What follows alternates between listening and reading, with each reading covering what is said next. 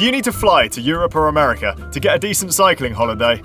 Well, we're about to find out. You see, I'm pretty convinced that there are some amazing holidays that you can do on a bike right here in the UK. You know what? Garmin also agree with you, and they've challenged us to find the best places in the UK to go on a mini break with your bike. We're going to be finding roads, climbs, gravel routes, things to do on your rest day that might not be so obvious, and we're starting off in Northumberland.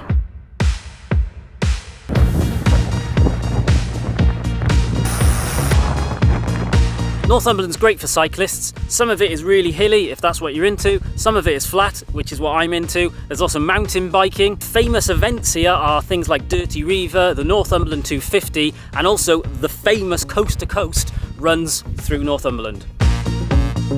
First thing you want to check out, cycling the causeway to Holy Island. This island has religious roots and is famous for where St Cuthbert used to live. It also has a secret. The road that you use to get in and out of it is underwater half the time, so you have to be a bit careful not to get stuck. If you do get stuck, you usually have to wait about 6 hours, and they've provided little cabins for you to take refuge in, but if you leave your car at the bottom, it's going to get flooded, so be careful. When it's not flooded, the ride you can do in and out of the island is absolutely amazing, and it looks nothing like anything else in the UK, so I thoroughly recommend visiting. If you are going to stay, we recommend that you stay overnight in one of the beach towns nearby, not in the village, because there isn't very much choice and it can be a little bit expensive. If you do make it to Holy Island, make sure you check out Pilgrim's Coffee. We had a couple of flat whites and they were delicious. We've been here since 2006. We roast coffee on the beautiful island of Lindisfarne. I think we've got to get out of here, Jimmy. It's going to flood soon. Jimmy, I think I've made a mistake. Why, what have you done? Well, a guy came up and he said, when does the tide come in? And I panicked and I just said 2 hours. It's more like 20 minutes. Let's go. Kippers in Craster.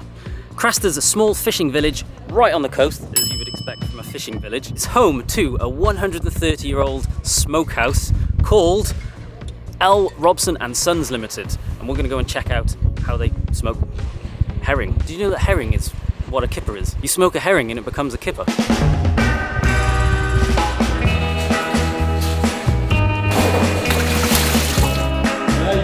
You can see where you are in here. You're hanging between the sticks between them. It's so high up. That's how high up the man.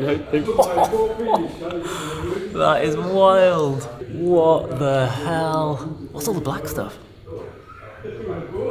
I know you like licking things. For the viewers at home, it smells very strongly in here. Of fish. Yeah, but I like Funny it. that. It smells good. How many people do you reckon have been able to film in here before? Probably none. World first. There's not fish and chips on Holy Island, is there? But you will need to watch the tide times. Yeah. So the insider knowledge with Craster is that you can't actually drive into the town centre. You have to park just outside of town. So if you do have your bike with you, you may as well ride in, why not? Whereas if you don't, it's just a short walk. It does get very busy in summer though, so you make sure you plan your visit appropriately. The entire Northumberland coastline. Sustren's cycle path goes all the way from Dover right to the tip of Scotland, and the whole stretch of that through Northumberland is amazing. Most of that cycle path route is light gravel, so consider bringing with you a gravel bike or a touring bike for the best experience. Highlights include Druridge Bay, Almouth, Bamborough Castle and Holy Island. Almouth is a trick. There's an N in the middle of the word. How would you say it? Almouth. Yeah, Almouth. We highly recommend stopping in Fenwick, spelt Fenwick, which is literally on Sustrans 1, and you can get into Guru Coffee Shop and get yourself a nice coffee and cake. The locals all around Northumberland have been recommending this place and can confirm it is good. Great pickle.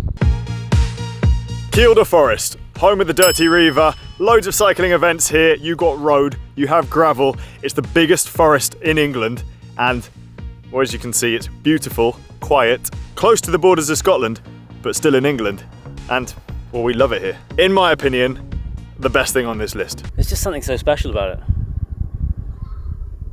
The geese, the grass, the sheep poo, and the biggest man-made lake in Europe. I think actually around the outside of it is like a marathon, 26 miles-ish. I've wanted to run around it always. Do you want to do it today? No. There's non-cycling stuff here too, so if you want to go walking, hiking, there's zip lines, there's loads of family activities. The stargazing at night is incredible. You can see so far into the night sky because it's a dark sky zone. There's no street lights here, and apparently if you turn your lights on in your house at night, you get in trouble. That's a lie. Loads of places to stay. It's really popular, so finding Airbnbs and hotels really easy. However, you're not going to see that many people around because it's so vast. So unlike Holy Island, where it was, you know, tourist city and there's only one way in and out, here it's just a sprawling mass of beautiful scenery and people are very spread out. So we've barely seen any cars. You can hear the geese. Shut up! Look at that. Star Wars. That's a prison from Star Wars. Andor. Anyone seen that? Andor. Like under the water? Yeah, underneath there's a huge complex, but that's just the top bit where they have the guards. There is one downside to Kilda. At this time of year, there are a lot of bugs, including midges. We've actually ridden through here, like we did a long ride all the way up into Scotland and we got bit to pieces. I think I'm getting bit right now. This is Prospect Hill, just outside of Corbridge. It's a 1.6 kilometre climb that averages 8%, peaks out at about 12%. It's already caught my breath and we're only about 100 metres into it. Pretty close to the town of Corbridge where there's loads of bars and places to eat. It's also a Roman fort. The climb itself is really near to the North Pennines, so if you're putting it into a route, you can then drop into the North Pennines and have yourself a monster day out. We're only 200 metres in. This is going to be a long one.